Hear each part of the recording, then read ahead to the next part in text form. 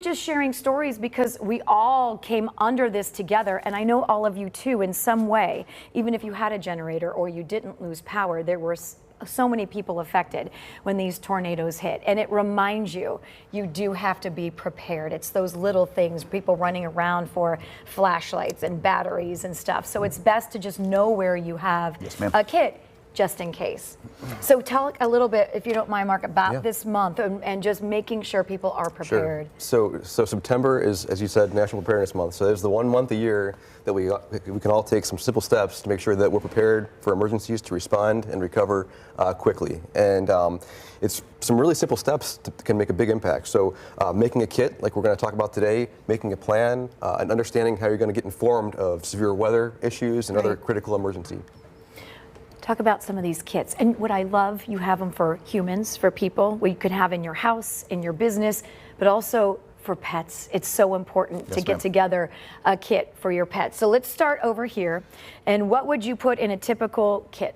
So over here we have our home kit. This is where you're going to have your medicine, you're going to have your essentials for survival, correct? So you're going to see over here we have some MREs, the good old-fashioned meals ready to eat, good old military days. Which would be like what? Oh, that one I'm not exactly sure. It could be like I see chicken. This one right here. That one right there, yes. Okay, here you go. So I'm not sure what flavor that one is. Hey, but in an emergency, you don't care. Yeah, you're just trying to get something in your stomach at this point. So, and you're going to see we have other canned goods. Canned goods, the shelf life on them is tremendous, so they can stay in your bag with little maintenance and little replacement. So, oh yeah, peanut butter, that kind of stuff, so good, right? Just real quick, while you're on the move, you want to keep going, you're going to see some granola bars, cans of tuna. Another big thing that we want residents to know is inside your kits is always good to have backup IDs, printable driver's license, birth certificates, stuff like that. So on the right side, you'll see we have a paper folder where you can put everything in, throw it in a bag. So if you're running around, you lose your wallet, at least we know who you are. You have some low domination bills and change because you might have to hit vending machines and it'll take 5s, 20s, stuff like that. So low domination, a lot of change in your pockets, emergency blankets.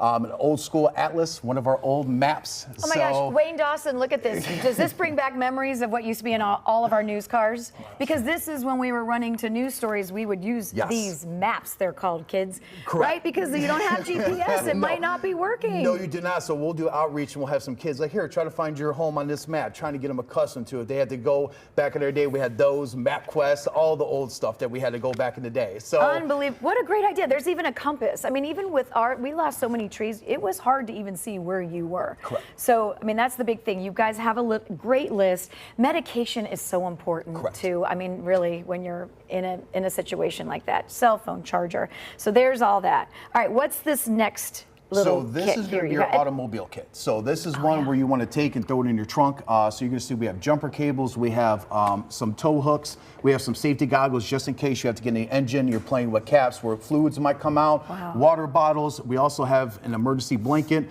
Those are great that say if it's a blizzard, you get stranded on the side of the road, you're stuck inside your car, so instead of using your gas, you can open up a blanket, you can insulate the inside and kind of keep the wind chill down, and kind of retain the warmth inside the vehicle, gives your chances to save on gas and gives it to first responders get to you. So it's just kind of different techniques to use inside a vehicle during certain storms and certain situations. You just never know. And we even were saying when they were donating food and people were going in line to get after COVID, I mean, the last couple of years, and we would say, have that stuff in your car. You never know if you're going to run out of gas. You know, plan for these emergencies, right? We never thought tornadoes would be tearing through our area. And especially 3 in a matter of minutes. Yes, so it's very vital to be prepared because you might have to get in your car and you have your stuff going in there. And so the last one.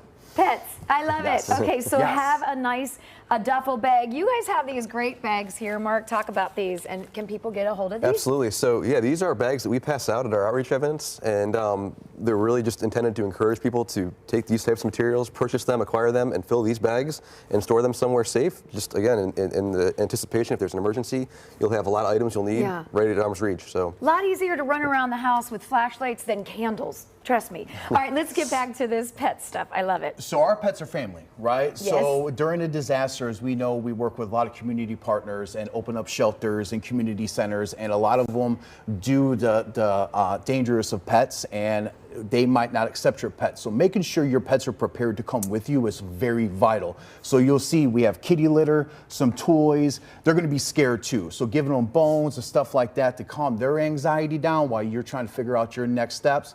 Being prepared, especially for your pets, it's just like taking care of a loved one. They need special needs too.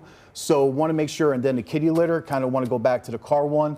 You also want to have a thing of kitty litter for your vehicle. So if you are stranded, you could dump it and it gives you traction. You can get out of a slick spot or where you're at. So kitty litter goes in car and goes in with pets. Make sure too, you always have your dogs and cats tags on, Yes, so ma'am. people can find you, because in an emergency, you never know if the animals might escape because they're terrified. Yes, ma'am. And you want to be able to reunite with them, so it's so important that those tags are on. You guys are the best. If there's a disaster, I want to be with you. You guys Yes. are great. I Let's mean, go. thank you for preparing Yes, our ma'am. city. We appreciate this. Yes, You ma'am. guys are great. So it's better to plan for it than panic when you need to. But for more information on how to prepare for an emergency, you never know when it's going to hit. Please be prepared. Go to fox8.com. We have a great list and great information. Both gentlemen, thank you. Thank you so much. Thank you. Thank you. Appreciate it. All right, we're going to send things to Alexis, taking a look at our forecast. Alexis, I remember when you warned us about those tornadoes, and boy, girl, were you right. Speaking of pets, I took my cats and ran to the basement. So speaking of prepared.